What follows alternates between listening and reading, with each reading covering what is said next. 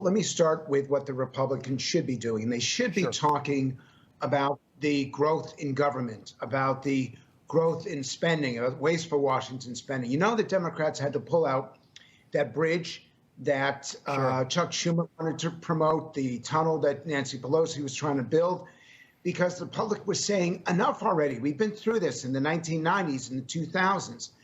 So the first thing is, it's not about bipartisanship. It's about efficiency, effectiveness, and accountability. And we're not seeing that first few weeks of the Biden administration.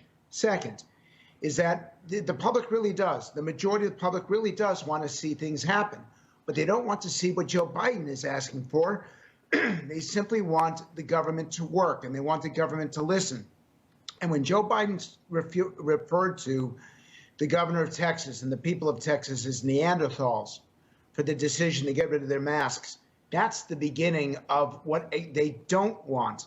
Mm-hmm. If you remember back in 2016, when Hillary Clinton talked about made awful comments about Trump supporters. Deplorables, that was she called them deplorables, yeah.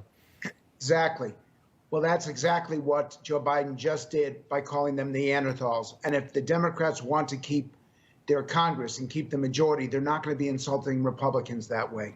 Frank, let's talk about the Republicans. There's been a lot of infighting. How would you rate their response thus far to this far-left agenda? Do you think McConnell and McCarthy are being effective in pushing back at this point and trying to drive a consistent narrative?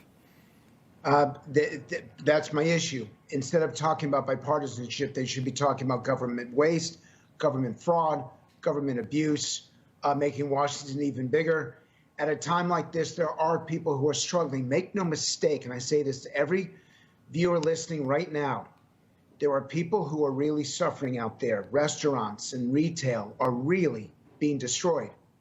But and the public does want help for those people. But that said, they don't want this government largesse. And so it's the responsibility of the Republicans to pick and choose what exactly is wasteful Washington spending and what needs to be spent to help those people hurting. Rob Portman, the senator from Ohio, has exactly the best approach. And quite frankly, the senator from West Virginia, Joe Manchin, these two gentlemen are doing more for what the American people want than anyone in either political party. Frank, I want to talk about polling. You're one of the nation's most prominent pollsters. You've been doing it a very long time. But people are trusting polls less and less. Even former Secretary of State James Baker wrote in a Wall Street Journal editorial after this past election, saying in part, quote, "Though not as ingrained in our national heritage as politicians and the press, polling is an important component in the governance of the nation. Sadly, Americans too often don't get straight information from pollsters. When this is done knowingly or intentionally, it should be considered a form of voter suppression." And I come across public polls and polls from universities and news organizations that consistently have flawed methodologies. I'm not sure if we have the full screen up, but you know, there was one, if you can pull that up, the Washington Post ABC had a Wisconsin poll with Biden winning by 17 points. And there was one this week from Quinnipiac on Andrew Cuomo that only had a 16% GOP respondent rate in it. Frank, you've spent your career in opinion research. Isn't this just another example of bias or misinformation? Absolutely. And the problem is that it's being used by the media to drive their narrative rather than being used to drive public opinion, to drive a voice of the American people. I've got two issues. Number one is we should be hearing the voices of the American people. And the truth is, on a show like this, I'm just a pundit. I'm a pollster, but a pundit. And I would much rather you show average, everyday Americans from both perspectives, from all perspectives, articulating what they think and how they feel, because their voice is better than my voice representing what they have to say. And two, if you don't have a proper sample of Republicans in the polling, then of course you're going to get it wrong. The Washington Post got that survey wrong. The pollsters were completely inaccurate in 2020 as they were in 2016 because they don't take the time to do it right. And the media outlets are happy to use it because it pushes their narrative.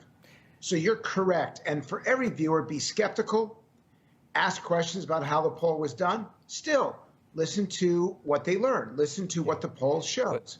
Yeah. You've got every right to disagree with it. Yeah, look, I just think it's time that the FEC, the Federal Elections Commission, stepped in with some sort of either monitoring or transparency regulations, because you can't even find the methodologies to a lot of these so-called media and public polls, and it's fundamentally misleading. I'll give you 15 seconds. Go ahead. I don't know if we want the government regulating polling. I don't know if we want the government involved in much of this. I think that's the problem in the first place. The government is made up of partisan people with a partisan agenda, and I think that could actually make things even worse. All right, Frank, appreciate your insights on all of this. I'm sure we'll talk more about it. Appreciate you being here. Thank you. As we've been